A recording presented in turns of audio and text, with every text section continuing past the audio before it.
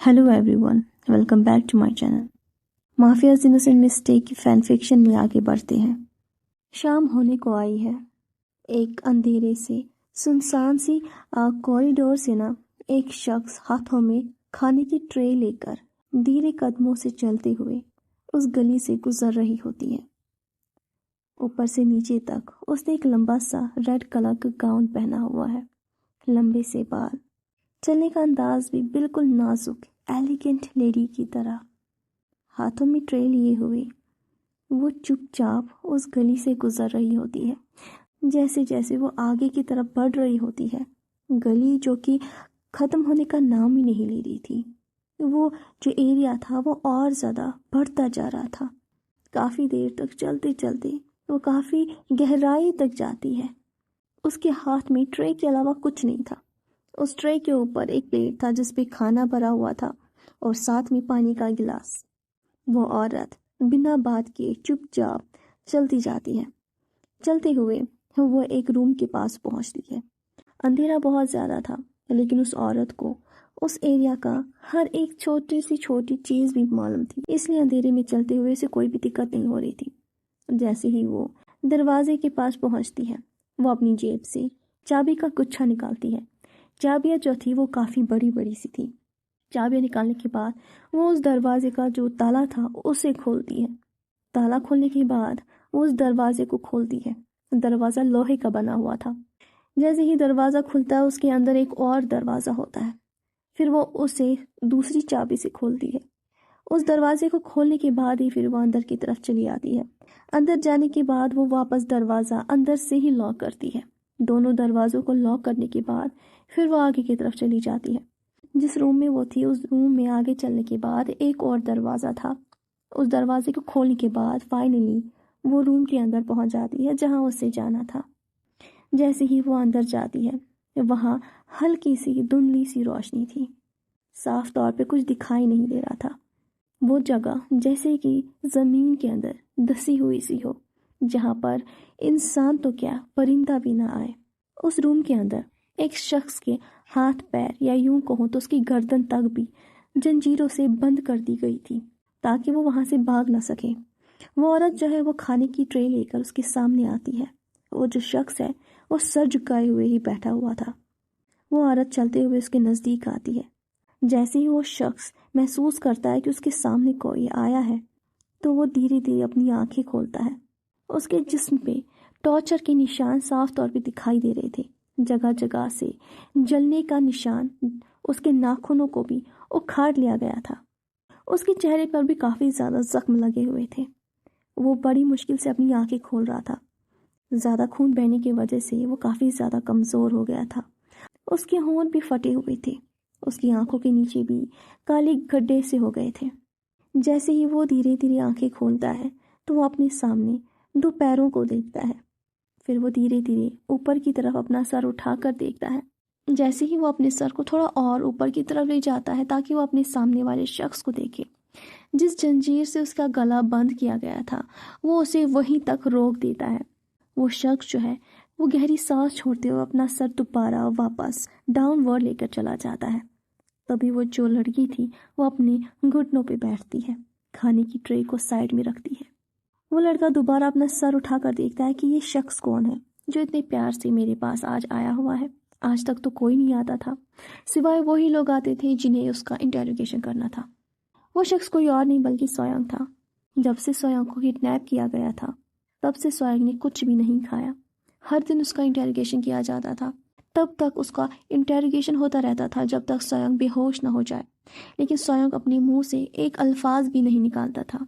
आज इतने टाइम के बाद कोई इतने प्यार से स्वयं के सामने आया था, इसलिए स्वयं उसका चेहरा देखना चाह रहा था कि यह है कौन। जैसे ही वो शख्स अपनी घुटनों पे बैठती है, उसके बाद वो स्वयं का नाम लेकर स्वयं से कहती है, स्वयं। अचानक से अपना नाम सुनकर स्वयं जो है वो हैरान सा हो जाता है, चौंक जाता है। तभी दोबारा वो शख्स उसका नाम लेता है। अपना नाम दोबारा सुनते ही स्वयं उसी की तरफ अपना सर उठाकर देखता है, तो उसके सामने कोई और नहीं बल्कि वैंकिंग थी। जो वैंकिंग कभी स्वयं के सामने हमेशा बोल्ड अंदाज में ही होती थी। बेफिक्र, उसका अंदाज ही अलग होता था। मॉडर्न टाइप की वैंकिंग आज उसके सामने एक अलग ही रूप में थी। लंबा सा गाउन जिसका हर एक अंग उसका ढका हुआ था, लंबे से बाल, चेहरे पे सादगी, आवाज में काफी ठहराव सा और शांति। स्वयं वैंकिंग की तरफ ही देख रहा था। जैसे ही वैंकिंग स्वयं का चेहरा देखती है, उसकी आंखों से आंसू बहना शुरू हो जाते हैं। वैंकिंग अपने आंसुओं को तो नहीं रोक पाई, लेकिन अपने होठों से आंख को ना निकलने से ना वो रोकने की कोशिश करती है। वो अपने लोअर लिप को ना बाइट करती है, वो अपनी मुट्ठियों को भी टाइट कसती है। स्वयं चुपचाप वैंकिंग की तरफ ही देख रहा होता है। तभी जो स्वयं है वो अपने होठों पर हल्की सी स्माइल लाता है। उसकी स्माइल में भी काफी ज्यादा गम था। उसे यकीन नहीं हो रहा था उसका वो दोस्त जिसके साथ वो हमेशा हंसता था, खेलता था, एक साथ वो लोग रहे, आज उसके सामने गद्दार बन के उसके सामने खड़ा है। तभी स्वयं उसे कहता है, मजा आ रहा है ना, काफी मजा आ रहा होगा तुम्हें। वैंकिंग कुछ नहीं कहती है, वो स्वयं से कहती है, कुछ खा लो। तो स्वयं उसे कहता है, मुझे भूख नहीं लगी है। अभी स्वयं में इतनी ताकत है कि वो जिंदा रह सकता है। उसे तुम्हारे टुकड़ों पर पलने की कोई जरूरत नहीं है। वैंकिंग उसे कहती है, तो फिर पानी ही पी लो।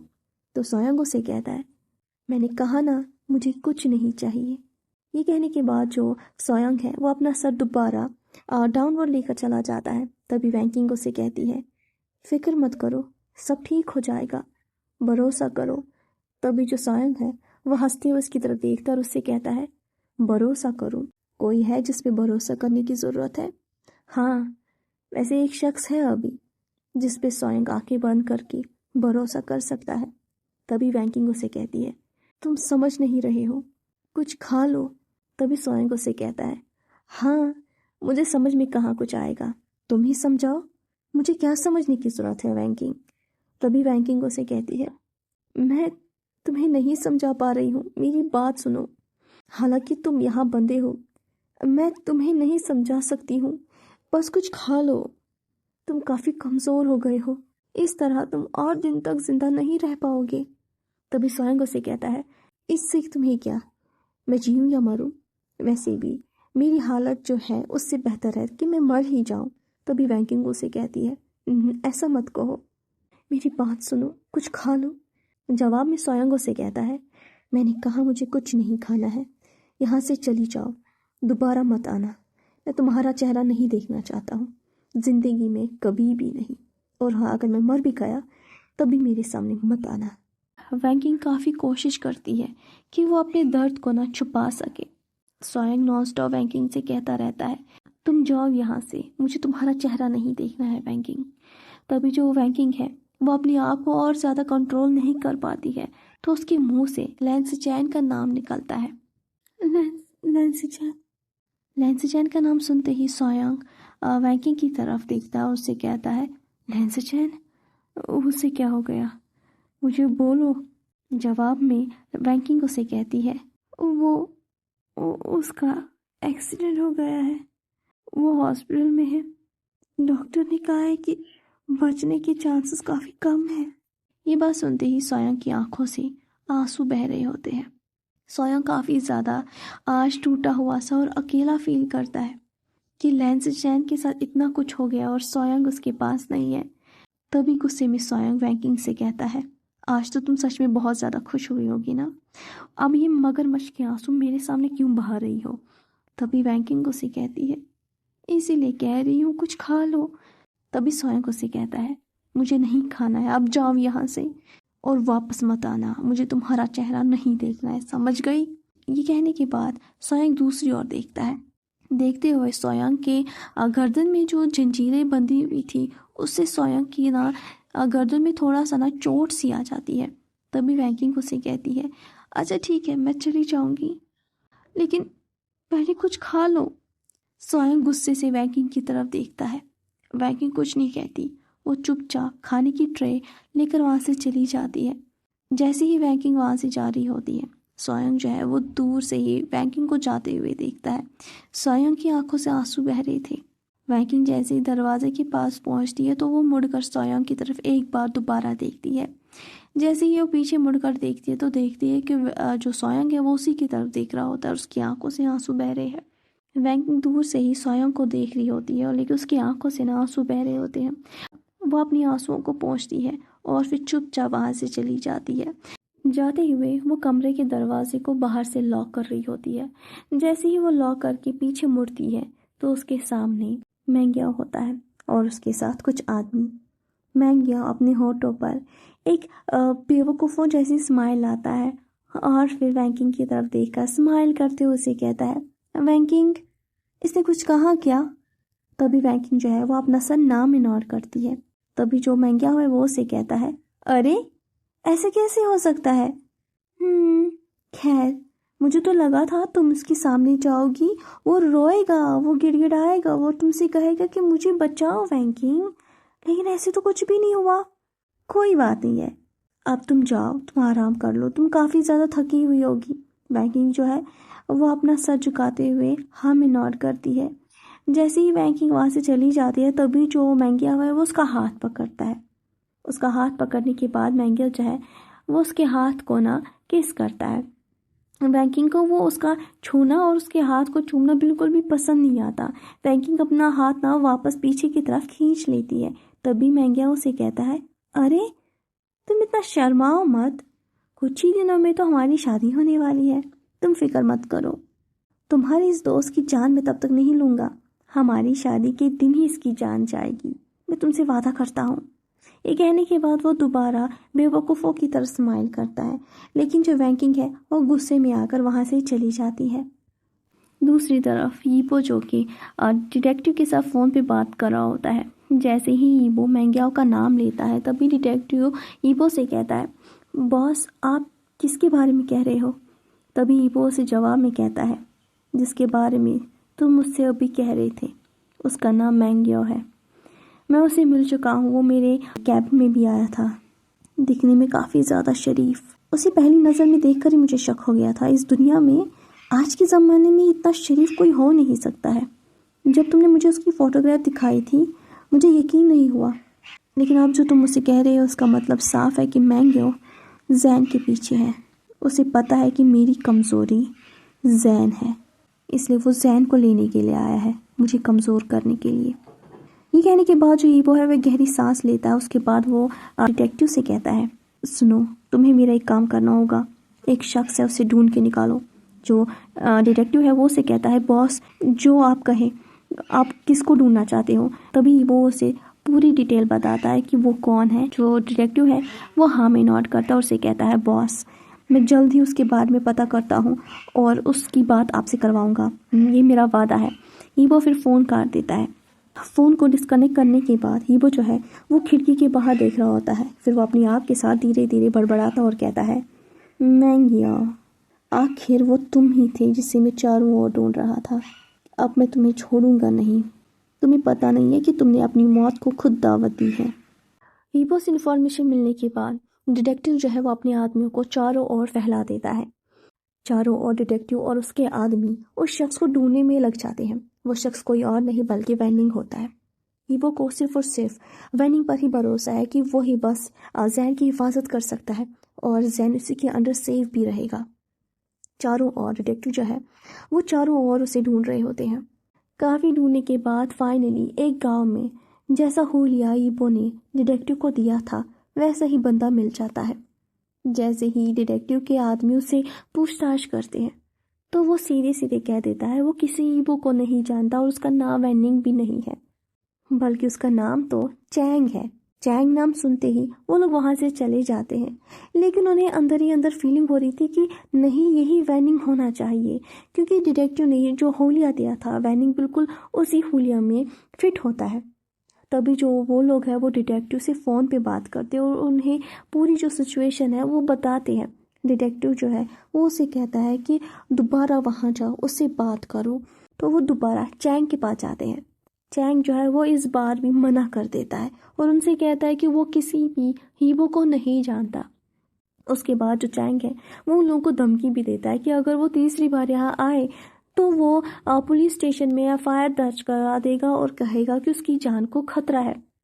जब चैंग ये बोल रहा होता है, डिटेक्टिव के आदमियों में से एक आदमी चैंग पर ना नजर रखे हुए थे उसे चैंग की हर एक छोटी सी छोटी मूवमेंट पे ना शक हो रहा था। चैंग जब बोल रहा था वो काफ़ी ज़्यादा घबराया हुआ था, वो काफ़ी ज़्यादा डरा हुआ था। वो शख्स ना चुपचाप चैंग की होली को ही देख रहा था। तभी वो जो शख्स है वो चैंग से कहता है, ठीक है मैं मानता हूँ तुम यीबो को नहीं जानते हो, तुम्हें नहीं पता कि वैंग यीबो है कौन।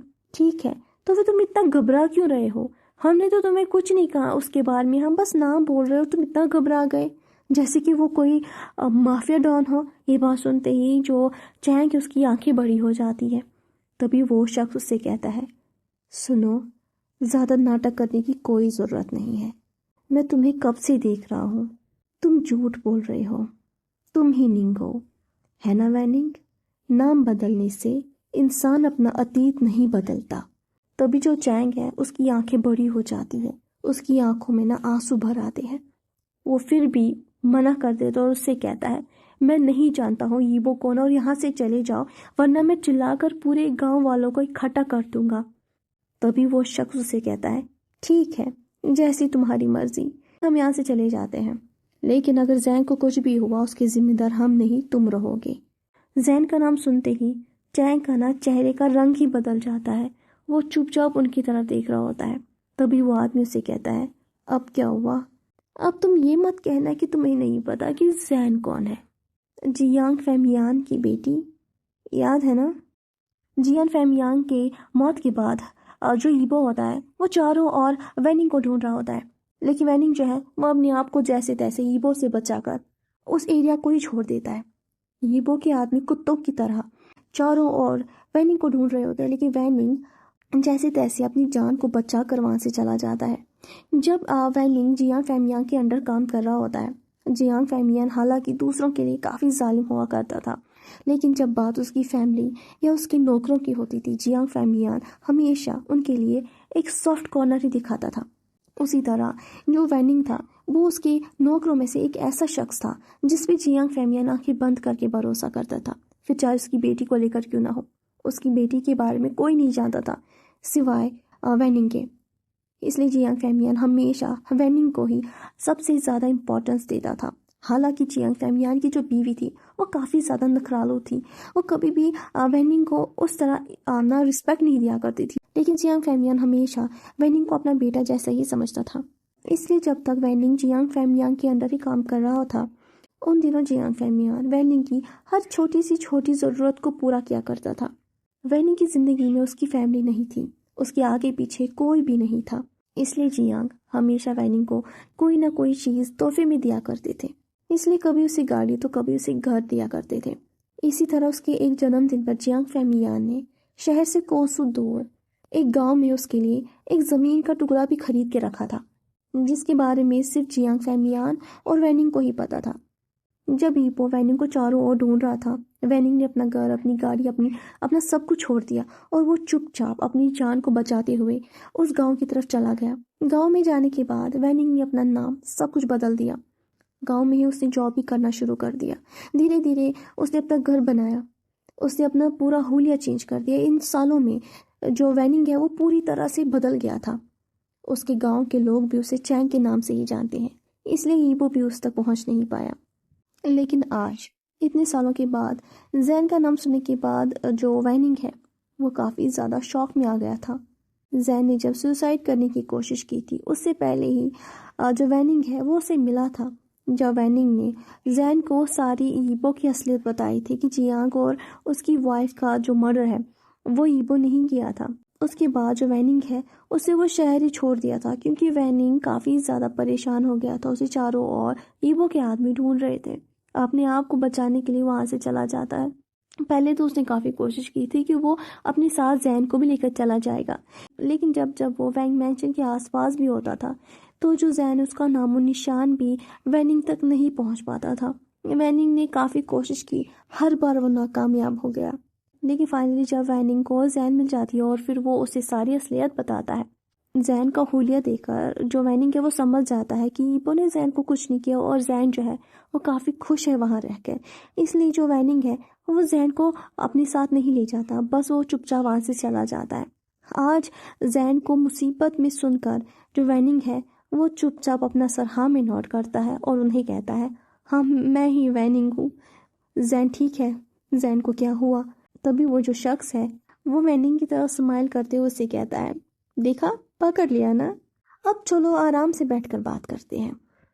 अगले सीन में हमें दिखाते हैं डिटेक्टिव जो है उसे कॉल आता है उसके आदमियों का। जैसे ही डिटेक्टिव फ़ोन रिसीव करता है तभी उसका आदमी उसे कहता है, बॉस, वैनिंग मिल गया। ये बात सुनते ही डिटेक्टिव जो है वो गहरी सांस लेता और कहता है, फाइनली कोई तो जिंदा मिल गया। तभी डिटेक्टिव उसे कहता, उसे फ़ोन दो जल्दी। तभी वो आदमी वैनिंग को फ़ोन देता है। वैनिंग जो है वो चुपचाप सोफे पे बैठा हुआ था और उसके आसपास डिटेक्टिव के आदमी थे, कुछ बैठे हुए थे और कुछ खड़े थे। फिर वैनिंग फ़ोन लेता है और फ़ोन को अपने कान से लगा लेता है। उसके बाद फिर जैसे ही वो हेलो करता है तभी डिटेक्टिव उसे कहता है, तुम्हें कहाँ कहाँ नहीं ढूंढा, फाइनली तुम आज मिल गए। बॉस को तुमसे बात करनी है, उसे जैन के बारे में तुमसे कुछ इम्पोर्टेंट बात करनी है। ये बात सुनते ही जो वैनिंग है वो उसे कहता है, ठीक है, कहो क्या कहना है। तभी जो डिटेक्टिव है वो उसे कहता है, तुम्हारी बात जल्दी ही बॉस से होगी, लेकिन ध्यान रखना भागने की कोशिश मत करना। जो वैनिंग होता है वो करता है। तभी डिटेक्टिव जो है वो फ़ोन कर देता है। उसके बाद जो डिटेक्टिव है वो ईबो को कॉल करता है। जैसे ही ईबो फ़ोन रिसीव करता है तभी डिटेक्टिव से कहता है, बॉस गुड न्यूज़ है, वैनिंग मिल गया। तभी जो ईबो है वो गहरी सांस लेता है कि फाइनली कोई अच्छी न्यूज़ मिल गई। तभी ईबो से कहता है, मुझे इससे बात करनी है जल्दी। उसके बाद जो डिटेक्टिव है फिर वो लोग कॉन्फ्रेंस में बात करते हैं। जैसे ही डिटेक्टिव वैनिंग से कहता है, अब फ़ोन पे बॉस आने वाले हैं। ये बात सुनते ही वैनिंग का ना गला सूख जाता है, उसे ना पसीना आना शुरू हो जाता है। और जैसे ही वो हेलो करता है तभी जो वैनिंग है उसकी जैसे कि दिल की धड़कन ही रुक जाती है। वैनिंग हेलो भी नहीं कह पाता। ये वो फिर उसे कहता है, तुम्हें एक काम करना होगा। वैनिंग जो है वो करता है। तभी वो फिर उसे पूरा प्लान बताता है कि उसे करना क्या है। वैनिंग चुपचाप बस करता रहता है, वो कोई भी जवाब नहीं देता। बात करते हुए ईबो जो है वो उसे कहता है, ध्यान रखना, अगर जैन को कुछ भी हुआ, अभी तक बचे हुए थे, अब नहीं बचोगे, चैंग। ये कहने के बाद ईबो जो है वो फ़ोन रख देता है। लेकिन जो वैनिंग है बैठे हुए भी उसकी टांगे काफ़ी ज़्यादा कांप रही होती है। आसपास जितने भी डिटेक्टिव के आदमी हैं वो ना वैनिंग को देखकर ही समझ गए कि वैनिंग जो है उसकी हालत काफ़ी ख़राब हो गई है बॉस से बात करने के बाद। अब हमें अगले दिन का मॉर्निंग का सीन दिखाते हैं। ईबो ने ब्रेकफास्ट भी कर लिया है और मेडिसिन भी ले ली है। जैन जो है वो ईबो को मेडिसिन देने के बाद वहाँ से जा चुका था। ईबो अब आराम से बेड के ऊपर बैठा हुआ था, लेकिन उसके दिमाग में काफ़ी सारी प्लानिंग चल रही थी। लेकिन साथ ही साथ उसके अंदर काफ़ी ज़्यादा गुस्सा था। उस गुस्से को शांत करते हुए ईबो जो है वो बार बार हर एक छोटी सी छोटी चीज़ को लेकर परेशान हो रहा था। सबसे ज़्यादा बड़ी परेशानी ईबो के लिए वो है जैन। ईबो अपने बेड के ऊपर ऐसे ही बैठा हुआ था और अपने बाजू को अपने सर के पीछे रखी हुई थी। अपने सर को बाजू के ऊपर लीन करते हुए ईबो सीलिंग की तरफ देख रहा होता है और अपनी प्लानिंग कर रहा था। तभी अचानक से ईबो के रूम का दरवाज़ा खुलता है। जैसे ही रूम का दरवाज़ा खुलता है ईबो को ऐसा लगता है कि शायद जैन आ गया होगा। जैसे ही ईबो दरवाजे की तरफ देखता है तो जैन नहीं बल्कि मैंग्याओ ही रूम के अंदर आता है। ईबो चुपचाप दरवाजे की तरफ ही देख रहा था, लेकिन ईबो काफ़ी घूर के मैंग्याओ की तरफ देख रहा था। आज पहली बार मैंग्याओ ने स्माइल नहीं की, वो बस ईबो की तरफ घूर के देख रहा था। तभी अचानक से मैंग्याओ के पीछे जैन आ जाता है। जैसे ही जैन आ जाता है तो मैंग्याओ ना स्माइल करना शुरू कर देता है। ईबो बस चुपचाप मैंग्याओ की तरफ ही घूर के देख रहा था। तभी जो मैंग्याओ है वो बड़े सॉफ्ट और इनोसेंट अंदाज में जैन से कहता है, वो मुझे लग रहा है कि इन्हें शायद अच्छा नहीं लगा। तभी जैन उससे कहता है, अरे ऐसा नहीं है, ये ऐसे ही देखते हैं, ये बहुत ही अच्छे इंसान है। जैन जो है वो मैंग्याओ को लेकर अंदर की तरफ चला जाता है, दरवाज़ा बंद करता है। दरवाज़ा बंद करते हुए ही वो ईबो से कहता है, सर देखिए आपसे मिलने के लिए कौन आया। ये कहते हुए जो जैन है वो ईबो की तरफ मुड़ता है। ईबो जो है वो मैंग्याओ की तरफ ही ना घूर के देख रहा था, जैसे कि वो अभी उसको पकड़ने वाला, उसे काफ़ी धोने वाला और उससे पूछने वाला कि स्वयं कहाँ पर है। लेकिन ईबो काफ़ी अपने आप को कंट्रोल कर रहा होता है। ईबो जो है उसने अपनी मुट्ठी को ना टाइट किया हुआ था। मैंग्याओ ने ये देख लिया। मुट्ठी को इस तरह टाइट होते हुए देखकर मैंग्याओ समझ गया कुछ गड़बड़ है, ईबो ने शायद मुझे देख लिया। तभी जैन जो है, जो कि बोलता ही जा रहा था, वो मैंगियो के कंधे पे हाथ रखता है और मैंगियो से कहता है, मैंगियो तुम्हें कुछ कहना था ना इन्हें। तभी जो मैंगियो है वो अपने ख्यालों से बाहर आता है और फिर हाँ में नॉट करता है और कहता है, हाँ जी वो एक्चुअली मैं आपसे मिलने के लिए आया हूँ। ईबो जो है वो करता है। ईबो का भी काफ़ी गुस्से में होता है। तभी जो मैंगियो है वो उसे कहता है, वो सर मैंने सुना है कि आप बहुत ही बड़े बिजनेसमैन हो। वो एक्चुअली मैं आपकी हेल्प चाहता हूँ। ईबो कुछ नहीं कहता है। फिर मैंगियो उसके करीब आता है और फिर ईबो के हाथ के ऊपर अपना हाथ रखता है। ईबो ने अपनी मुट्ठी को टाइट किया हुआ था। ईबो सामने जैन की तरफ ही गुस्से से देख रहा था, लेकिन अंधे होने की वजह से ईबो मैंगियो की तरफ मुड़कर मैंगियो की तरफ अब देख नहीं सकता था। मैंगियो जो है वो ईबो का हाथ पकड़कर अपनी उंगलियों को ईबो के हाथों के ऊपर हल्का सा टैप करता है और फिर उसे कहता है, सर मुझे आपका कारोबार चाहिए। ईबो जो है वो उसकी तरफ मुड़कर देखता है। अब पानी सर के ऊपर जा चुका था। तभी मैंगियो बात को क्लियर करते हुए उसे कहता है, वो एक्चुअली मैं ये कह रहा हूँ सर, मैं कॉलेज में पढ़ता हूँ, मुझे जॉब की सख्त ज़रूरत है। सर कह रहे थे कि आप बहुत ही बड़ी कंपनी के ऑनर हो, क्या आप प्लीज़ अपनी कंपनी में मुझे एक छोटी सी जॉब दे सकते हो। तभी जो ईबो है वो मैंगियो की तरफ घूर के देख रहा होता है। उसी वक्त जैन ईबो के करीब आता है। फिर वो ईबो से कहता है, वो एक्चुअली मैंने ही इसे कहा, इसे जॉब की सख्त ज़रूरत है। हालांकि इसकी जॉब यहाँ हॉस्टल में लग सकती है, लेकिन यहाँ पर इस वक्त जॉब अवेलेबल नहीं है। इसे जॉब की भी काफ़ी सख्त ज़रूरत है, तो मैंने सोचा कि मैं आपसे कह दूँ। इतना ही मैंने इसे कहा। इतना सुनते ही ये भागता हुआ आपके पास चला आया।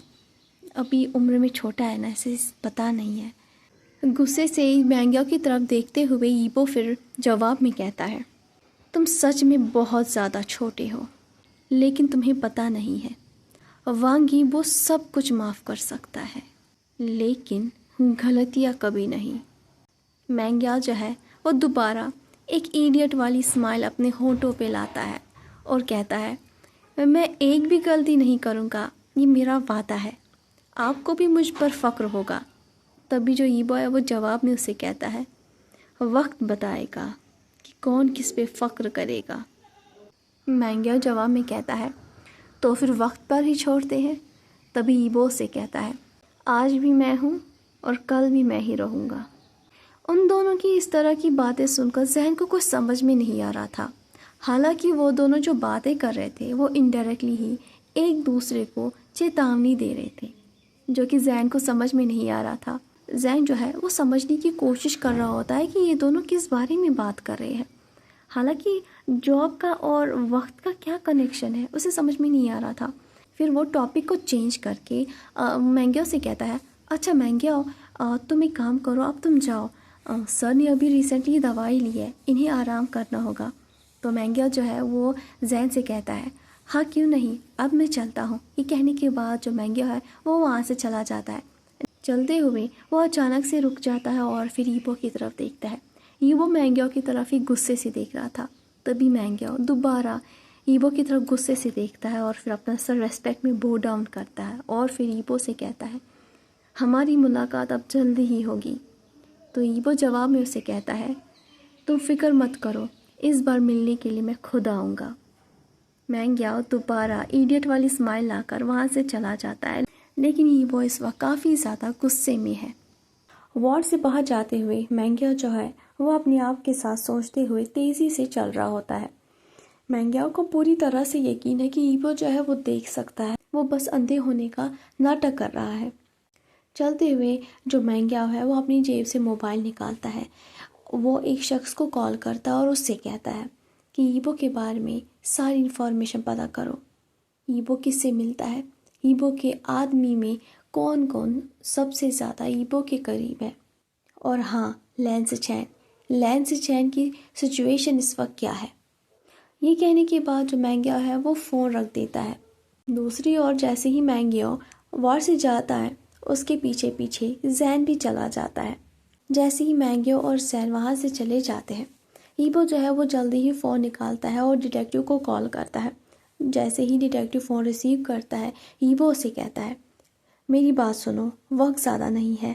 मैंग्या को पता चल गया है कि मैं देख सकता हूँ, इसीलिए जल्द से जल्द आज रात तक काम हो जाना चाहिए। ये कहने के बाद ईवो जो है वो फ़ोन काट देता है। डिटेक्टिव जो है ये मैसेज लेते ही वो अपने आदमियों को इकट्ठा करता है और फिर मीटिंग करना शुरू करता है और उन्हें बताता है कि उनके पास बस कुछ ही घंटे बचे हैं। आज रात को ही उन्हें सारी प्लानिंग को ना अंजाम देना है, जो प्लानिंग ईवो ने की हुई है। सारे डिटेक्टिव के आदमी जो है वो हाँ में सर नोट करते हैं और जल्द से जल्द अपने काम में लगना शुरू हो जाते हैं। शाम का वक्त है। मैंग्या अभी भी हॉस्टल में ही है और वो फ़ोन पर किसी के साथ बात कर रहा है। फ़ोन की दूसरी तरफ का जो शख्स है वो मैंग्याओ को इन्फॉर्मेशन देते हुए उसे कहता है, बॉस आपने जो जो मुझसे कहा वो सारी इन्फॉर्मेशन मैंने पता की। मिस्टर वैंग यीबो वो नहीं देख सकते, यहाँ तक कि मैंने उसकी रिपोर्ट्स भी पढ़ी।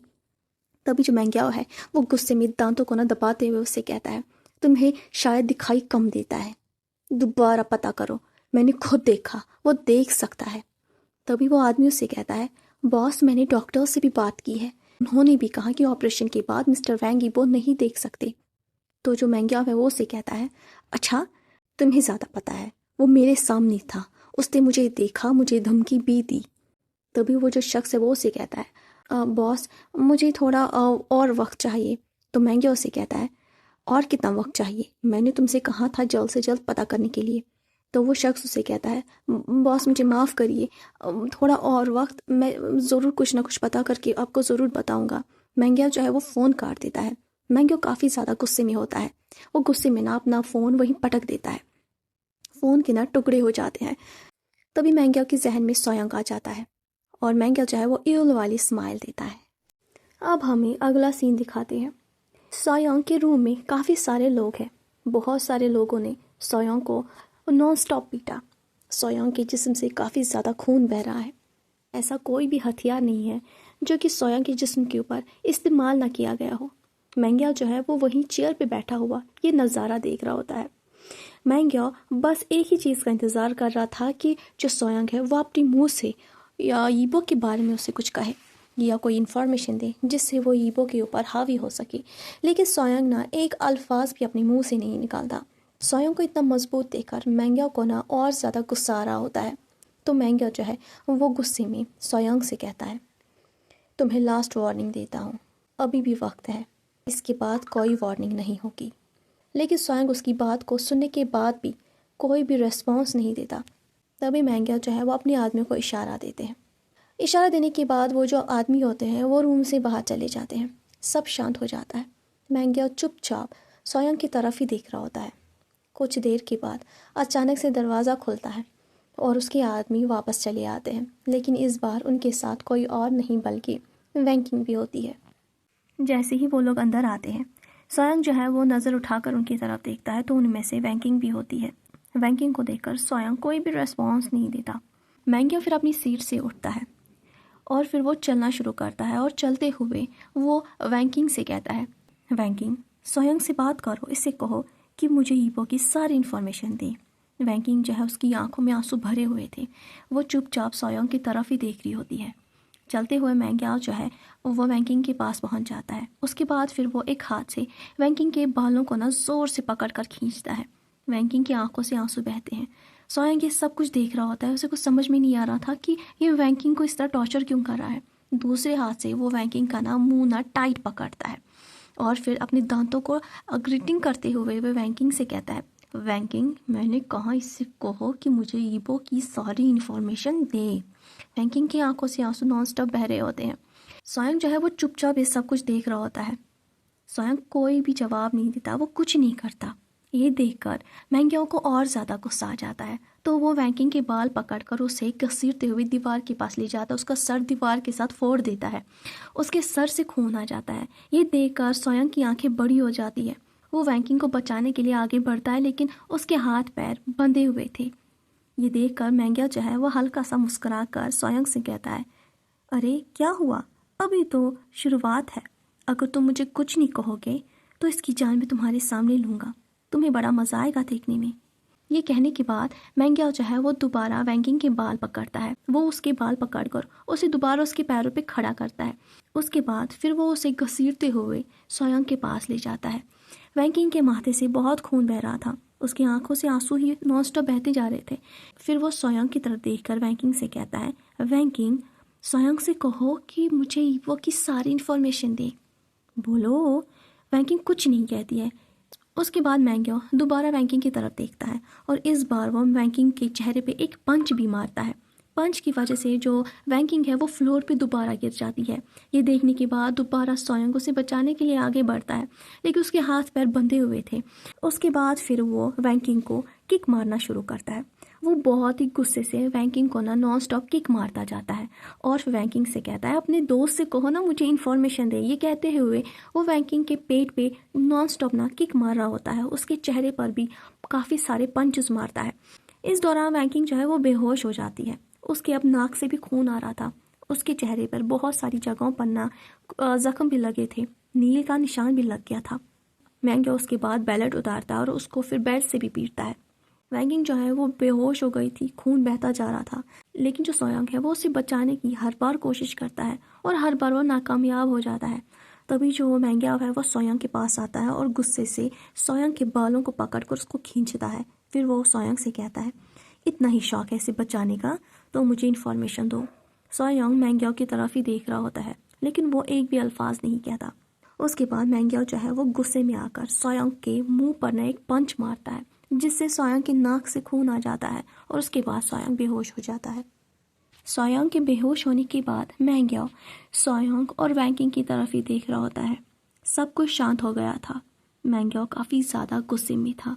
उसे इन्फॉर्मेशन किसी भी हालत में चाहिए, लेकिन इन्फॉर्मेशन उसे कोई दे नहीं रहा था और उसकी आदमियों को भी एग्जैक्ट इन्फॉर्मेशन मिल नहीं रही थी। इसलिए जो मैंग्यो है वो गुस्से से ना पागल हो रहा था। अब मैंग्यो की गुस्से की हद अब पार हो चुकी है, तो वो गुस्से से अपने आदमी की तरफ देखता है। फिर वो अपने आदमियों से कहता है, जाओ जैन को उठा के लेकर आओ। ये कहने के बाद उसका आदमी जो है वो अपना सर हाँ में नोट करता है और चुपचाप अपने आदमियों के साथ वहाँ से चला जाता है। रात होने को आ गई है।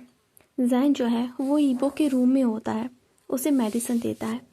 तभी ईबो जो है वो जैन से कहता है, नर्स मुझे आपसे कुछ कहना है। तो जो जैन है वो उससे कहता है, हाँ बोलिए। तभी ईबो से कहता है, वो मैं आपसे यही कहना चाहता हूँ कि आप घर में अकेले रहते हो। तभी जो जैन है वो उससे कहता है, हाँ मैं घर में अकेले ही रहता हूँ। क्यों, कोई प्रॉब्लम है क्या?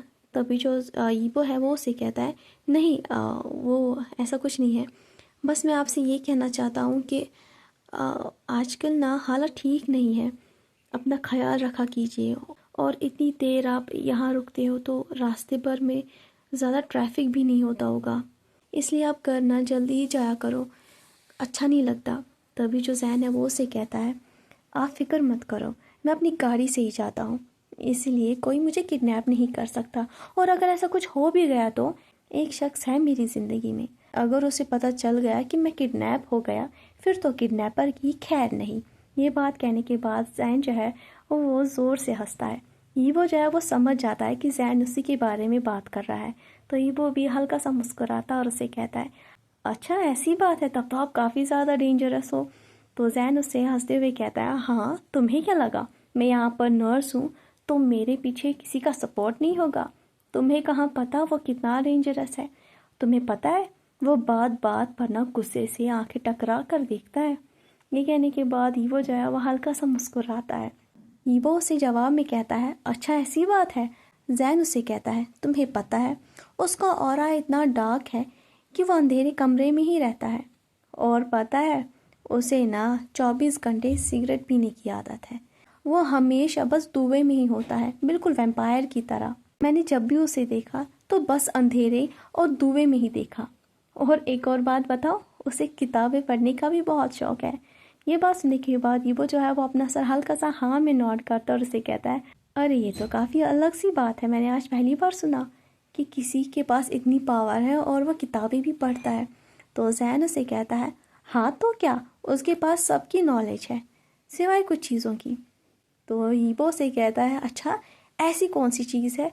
तो अभी जैन उसे कहता है, बस कुछ चीज़ें ही है, दूसरी बार मिलने के बाद मैं तुमसे ज़रूर कहूँगा कि उसे कौन सी चीज़ें नहीं पता, ठीक है। ये कहने के बाद जैन जो है वो ईबो को आराम से बेड पे बिठाता है और फिर उससे इजाज़त लेकर वहाँ से चला जाता है। जैसे ही जैन वहाँ से चला जाता है ईबो चुपचाप दरवाजे की तरफ देखकर स्माइल कर रहा होता है और हंसते हुए अपने आप से कहता है, अच्छा मैं वैम्पायर जैसा लगता हूँ क्या? ये कहने के बाद ईबो जो है वो अपना सर ना थोड़ा बहुत शेक करता है और हल्का सा मुस्कुराता है। हॉस्पिटल की बिल्डिंग से बाहर जाने के बाद जैन सीधी पार्किंग लॉट चला जाता है। पार्किंग लॉट में ऑलरेडी एक गाड़ी के अंदर एक शख्स जो कि जैन का इंतज़ार कर रहा होता है।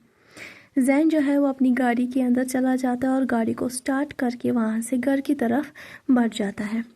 जैसे ही जैन की गाड़ी वहाँ से चली जाती है, जो शख्स जैन को दूर से देख रहा था वो भी अपनी गाड़ी को स्टार्ट करता है और जैन को फॉलो करना शुरू करता है। जैन जो है वो आज काफ़ी ज़्यादा खुश है क्योंकि काफ़ी दिनों के बाद जैन और ईबो इस तरह हंसे थे। जैन जो है वो आज काफ़ी ज़्यादा ना वो लाइट सा फील करता है क्योंकि आज फाइनली इतने सालों के बाद जैन और ईबो दोबारा इस तरह बात कर रहे थे। जैन अपने ख्यालों में ही होता है, उसे पता नहीं है कि उसकी गाड़ी का ना कोई पीछा कर रहा है। फाइनली जैसे ही जैन अपने घर पहुंच जाता है, जैन अभी पार्किंग लॉट में ही होता है। उसके घर के अंदर ऑलरेडी कोई इसका इंतज़ार कर रहा था जो कि खिड़की के कोने से ही ना जैन को झांक कर देख रहा था, लेकिन वो जैन का इंतज़ार कर रहा था कि जैन कब घर के अंदर चला आएगा। जैसे ही जैन घर के अंदर चला आता है, घर के अंदर आने के बाद वो सारी लाइट्स ऑन करता है और सीधे बेडरूम के अंदर चला जाता है। बेडरूम के अंदर जाने के बाद पहले वो अपना कोट उतारता है और फिर सीधे बाथरूम चला जाता है। कुछ देर के बाद जैसे ही जैन अपने कपड़े चेंज करके आता है, फिर वो सीधे किचन की तरफ चला जाता है। जब वो किचन में खाना पका रहा होता है तब उसे महसूस होता है कि जैसे कि घर में किसी के चलने की आवाज़ सी आई। जैन जो है पहले वो ना इसी बारे में सोच रहा होता है, फिर उसे रियलाइज़ होता है कि घर में बस वही है, शायद ये उसका ना वहम होगा। अगेन जैन ना फिर खाना पकाने में ना फोकस करता है। तभी अचानक से जैन के पीछे एक परछाई सी जाती है, लेकिन जैन जो है ना वो खाना पकाने में ही बिजी था। जैसे ही जैन के सोने का टाइम आता है, जैन जो है वो शेल्फ से एक बुक उठाता है और बेडरूम के अंदर चला जाता है। बेड पे बैठने के बाद जैन जो है वो पहले उस बुक के कुछ पन्ने पढ़ता है। पढ़ने के बाद जैसे ही जैन को नींद आ जाती है तो वो बेड के ऊपर ना आराम से लेट जाता है। जैन को जैसे ही नींद आ जाती है तभी अचानक से जैन के रूम में जो शख्स छुपे हुए थे वो बाहर आ जाते हैं। बैकग्राउंड नॉइज़ के लिए मैं आप सबसे माफ़ी मांगती हूँ। वो लोग फिर बेड के आसपास खड़े हो जाते हैं। तकरीबन 4 लोग उसके बेडरूम के अंदर छुपे हुए थे। उनमें से एक शख्स ना रुमाल के ऊपर बेहोश की ना वो दवा छिड़कता है। उसके बाद फिर वो जैन को उसी दवा को ना सूंघाता है। जैन के मुंह पर जैसे ही रुमाल पड़ जाता है तो जैन ना अपनी आंखें खोलता है। उसके सामने एक आदमी था जो कि उसे बेहोश कर रहा था। पहले तो जैन ना अपने हाथ पैर मारता है खुद को बचाने के लिए, लेकिन उस दवा की असर की वजह से ना जैन बेहोश हो जाता है। जैन बेहोश हो गया ये देखकर वो आदमी ना अपना हाथ हटाता है। उसके बाद फिर वो शख्स जैन की बॉडी को एक कंबल से अच्छे से ना ओढ़ लेते हैं ताकि अगर किसी की नज़र डिक्की के अंदर भी पड़ जाए तो किसी को पता ना चले कि इसके अंदर कोई शख्स जो है उसे किडनैप करके ले जा रहे हैं। फिर वो उसे अपने कंधे पे उठा कर लेकर चला जाता है। फाइनली जब वो अपनी गाड़ी के पास पहुंच जाते हैं तो डिक्की का ना दरवाज़ा खोल कर उसे डिक्की के अंदर ना बिठा लेते हैं आराम से, ताकि जैन को कोई तकलीफ़ ना हो। जैसे ही वो डिक्की का दरवाज़ा बंद कर रहे होते तभी मैंगियो का ना कॉल आ जाता है। वो शख्स फिर मैंगियो से फ़ोन पर ना बात करने के लिए थोड़ा दूर पर ना चला जाता है। वो जो 3 लोग होते हैं वो भी ना गाड़ी से ना थोड़ा दूर पर चले जाते हैं। उसके बाद एक शख्स सिगरेट निकालता है। वो तीनों सिगरेट ना पी रहे होते हैं। सिगरेट पीते हुए ना वो बात करना शुरू करते हैं। दूसरी ओर वो जो शख्स जो कि मैंगियो से फ़ोन पे बात कर रहा होता है, मैंगियो जो है वो शख्स से कहता है कि काम हो गया। तभी जवाब में वो शख्स मैंगियो से कहता है, जी बॉस काम हो गया है, हम कुछ ही देर में आपके पास पहुंच रहे हैं। तभी मैंगियो से कहता है, ठीक है जल्दी पहुंचो। उसके बाद मैंगियो फिर कुछ इंस्ट्रक्शंस ना उस शख्स को देता है। वो शख्स ना चुपचाप मैंगियो की हर एक बात सुन रहा होता है। वो 3 जो थोड़ी दूरी पे सिगरेट पी रहे होते हैं, सिगरेट पीते पीते उनमें से एक शख्स कहता है, क्या तुम्हें पता है ये है कौन? तो दूसरा वाला कहता है, हमें करना क्या है कि ये कौन है, हमें ऑर्डर मिला है, हमें बस इसे किडनैप करना है। तो तीसरा वाला कहता है, तुम्हें पता है सच में काफ़ी ज़्यादा खूबसूरत है, मेरा तो काफ़ी ज़्यादा मन कर रहा था कि मैं इसके करीब आऊँ, लेकिन क्या करूँ इजाज़त नहीं है। क्यों ना इसको किडनैप करके लेकर चले जाए, वैसे भी किसी को पता भी नहीं चलेगा। तभी जो वो उनका जो बॉस था, जो कि मैंग्याओ से फ़ोन पे बात कर रहा होता है, तब तक वो आ गया था। उसकी बात सुनने के बाद जो वो शख्स है वो पीछे से उसे जवाब में कहता है, ऐसा सोचना भी मत, जो तुम इसके साथ करना चाहते हो ना, इससे बदतर हालात बॉस तुम्हारे साथ करेंगे। अचानक से उस शख्स की बात सुनते ही वो लोग ना सिगरेट फेंक देते हैं और अपना सर ना शर्म से ना झुकाते हैं। तभी वो शख्स उनसे कहता है, तुम लोग यहाँ पर क्या कर रहे हो। उनमें से एक जवाब में उस शख्स से कहता है, जो कि उनका बॉस होता है, तो वो उसे कहता है, वो बॉस हम लोग बस सिगरेट पीने के लिए आए थे। तभी उनका बॉस उसे कहता है, क्यों बाद में सिगरेट पी नहीं सकते थे, कुछ देर इंतज़ार करने में कोई तकलीफ़ होती। ये कहने के बाद वो ना वहाँ से चला जाता है गाड़ी की तरफ, और वो 3 लोग भी उसके पीछे पीछे चलते हैं। जैसे ही वो गाड़ी के पास पहुँचता है, उसकी नज़र ना डिक्की पर जाती है, तो वो देखता है कि डिक्की ना अभी पूरी बंद नहीं हुई है। तो वो अपनी आदमियों से कहता है, डिक्की पूरी बंद नहीं की। तभी उनमें से एक आदमी कहता है, बॉस हमने तो डिक्की बंद की थी। तभी उनका जो बॉस है वो उसे कहता है, तो फिर डिक्की खोली किसने, बोलो मुझे। ये कहने के बाद वो गुस्से से ना अपना हाथ डिक्की के ऊपर मारता है, ताकि डिक्की को ना वो पूरा बंद कर ले। उसके बाद फिर वो अपनी गाड़ी में बैठ कर ना गाड़ी को स्टार्ट करता है, और वो 3 लोग भी गाड़ी के अंदर बैठ जाते हैं, और वहाँ से फिर वो चले जाते हैं। काफ़ी देर तक ड्राइविंग करने के बाद फाइनली वो मैंग्याओ के एड्रेस पे पहुंच जाते हैं, जो कि पहले वैन रोहान का घर हुआ करता था। अब वहां पर मैंग्याओ ही रहता है। मैंग्याओ के घर पे पहुंचने के बाद फिर वो जैन को ना वहां से निकालते हैं। जैन, जो कि कम्बल के अंदर ना लपेटा हुआ था, उसे वो अपने कंधे पे उठाकर मैंग्याओ के पास लेकर चले जाते हैं। जब वो मैंग्याओ के पास पहुंचते हैं, फिर वो जैन को ना चेयर पे बिठाते हैं। वो मैंग्याओ का ही इंतज़ार कर रहे होते हैं। कुछ देर के बाद जैसे ही मैंग्याओ वहाँ आता है, वो चारों लोग अपना सर ना रेस्पेक्ट में बो डाउन करते हैं। तभी मैंग्याओ जैन की तरफ देखकर अपनी होठों पे स्माइल आता और कहता है, फाइनली अब मुझे ईपो के बारे में सब कुछ पता चलेगा। इन लोगों को बोलना हो या ना हो, लेकिन जैन के लिए तो ये कुछ भी करने के लिए तैयार होंगे। ये कहने के बाद जो मैंग्याओ है वो जैन के पास बढ़ता है। जैसे ही वो कंबल हटाता है, तो जैसे ही मैंग्याओ कंबल हटा कर देखता है, तो मैंग्याओ शॉक में आ जाता है। वहाँ पर जैन नहीं, बल्कि वही शख्स होता है जिसे मैंग्याओ ने ईपो की इंफॉर्मेशन पता करने के लिए भेजा था। तभी वो शख्स जिसने जैन को किडनैप किया था, वो मैंग्याओ के नज़दीक आता है। जैसे ही उसकी नज़र उस शख्स पे पड़ती है जिसे उन्होंने किडनैप करके लाया था, जो कि अब वहाँ पर जैन नहीं था, तो वो शॉक में आ जाता है। तभी मैंग्याओ गुस्से से ना उस शख्स की तरफ देखता है। वो ना काफ़ी ज़्यादा घबरा जाता है, तो वो सफाई में मैंग्याओ से कहता है, सर हमने तो जैन को ही किडनैप किया था, हमें नहीं पता ये कैसे आ गया। तो मैंग्याओ से कहता है, तुम्हें नहीं पता, ये खुद चल के आया। अभी मैंग्याओ कह ही रहा था, तभी मैंग्याओ का ना फ़ोन बजता है। जैसे ही मैंग्याओ फ़ोन रिसीव करता है, तो दूसरी ओर ना जानी पहचानी सी आवाज़ आती है, और वो आवाज़ किसी और की नहीं बल्कि ईबो की होती है। तो ईबो जो है वो अपनी डीप आवाज़ में मैंग्याओ से कहता है, कैसा लगा तुम्हें वैंग ईबो का नजराना। ये बात सुनते ही मैंग्याओ ना काफ़ी ज़्यादा गुस्से में आता है और अपना फ़ोन ना फ्लोर पे गुस्से से ना पटक देता है। अगले सीन में हमें दिखाते हैं, जैन एक सोफे के ऊपर ना लेटा हुआ है। जैन की बॉडी के ऊपर ना कंबल भी है। जैन की पूरी बॉडी ना नम सी हो गई है। जैन को धीरे धीरे होश आता है।